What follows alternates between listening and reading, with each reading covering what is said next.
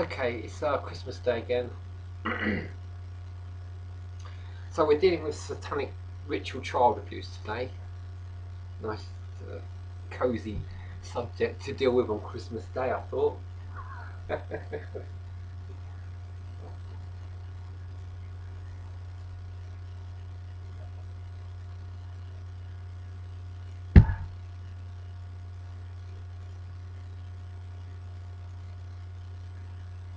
Okay, so ritual satanic child abuse, right? What's it all about? Mind Rape Art just got me to watch this video about it, and I watched it. I watched a few of the subsequent videos and that, and I was probably halfway in, not quite halfway into it, into the whole thing. I think there's about 8 different videos. Um,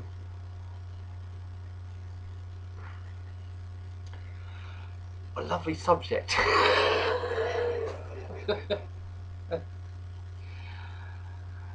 Okay, so it's actually really disgustingly horrible. These things are um, so incredibly offensive to your mind and your everyday normal people's emotions and stuff like that. That what it does is it forces the vast majority of people to not ever think about these things, or not ever take them seriously. Which is how these things are able to work in the first place. They're so horrific, and they so upset your natural order of things in your own emotional, psychological system that it's like that thing I mentioned it in one of the other videos that I made a while ago now, a few months ago. The somebody else's problem drive.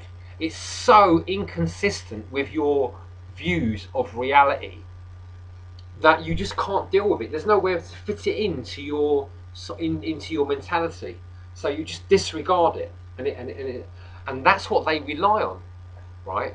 They rely on this sort of huge discrepancy between what you expect to see and what you do see.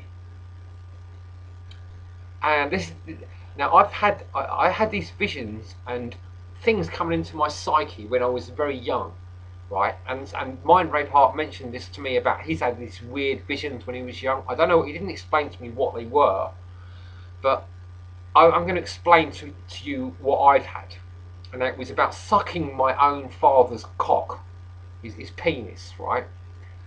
And my mum, my mother, was like, I don't know, it was like it didn't seem right. There was something wrong about it, and yet it fit. My dad always had this problem with my mum, and I didn't know exactly when I was very young what it was really all about.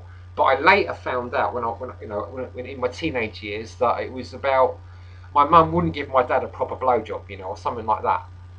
And and I was getting these visions of like sucking my dad's cock, and I didn't understand it. It seemed really weird, And it was like I would try to go to sleep at night, and I would get these visions of sucking my dad's cock, and I couldn't understand it. It seemed so fucking weird and not right, And I had real problems sleeping, because I couldn't get to sleep. I had all these nightmares and stuff, and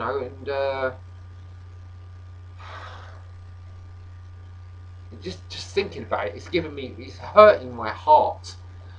I've not had heart problems for fucking months, and just as soon as I start making this video, I'm getting problems in my heart. I can feel my heart all going all horrible. It's all falling apart, and it's like I'm determined to sort this out because I feel that this is an attack on me. It's an attack. It's like an automatic response attack from the Matrix. Because I'm dealing with the real harsh reality, the truth of what's going on, it has to attack me. It can't help it. It's like all them in the Matrix films. Those things, those like machine robot things that burrow into Zion and they try to attack Zion. It's like that. These things are robots. Somebody, for some reason, has created these people that are like so completely disassociated with their normal, natural process of what is right, and being in tune with nature and God and the spirit and everything.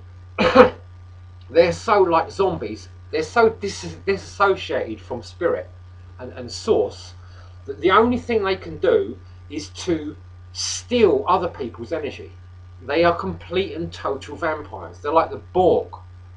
You know, they're attacking me right now on the astral plane while I'm making this video. I have to make sacrifices. This connects with one of the things I've been dealing with, like this satanic being. I've had to fight it on the astral plane, and it connects with Fenrir in the Norse mythology, and the being that has to fight it has to sacrifice one of his hands into the mouth of Fenrir.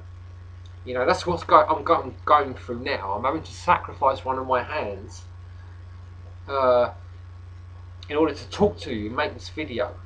You know, I can feel my heart. It's like this wolf mouth biting my heart. You know, trying to destroy me at the moment. I can feel it on the astral plane. It's really, I can feel it. It goes right into my physical body. You know, it's like there's a mouth on my heart trying to bite into it. You know, when I say my heart, I mean my very soul, my essence and stuff. You know, these laughs, this smiling, is kind of an illusion because it's what I need to do to stay relaxed so that I can carry on making the video whilst part of my body is being devoured by this sort of demonic being. You know, so it's kind of similar to what Christ does on the cross, and Shiva when he's sort of like, you know, the waterfall on his head and stuff. It's a sacrifice that you have to make. It's your payment. You know, like this sitting in this sphere of severity. It connects with the pentacle and the earth chakra, the 4 and the 5, the 9. They make up the 9. The severity, the spirit, the 5 elements and the 4 elements, the east and the west, they come together to make the 9. And you are the 1. You're the 19. You're the 1. You're the 10. You're the 1 and the 0 and the 9.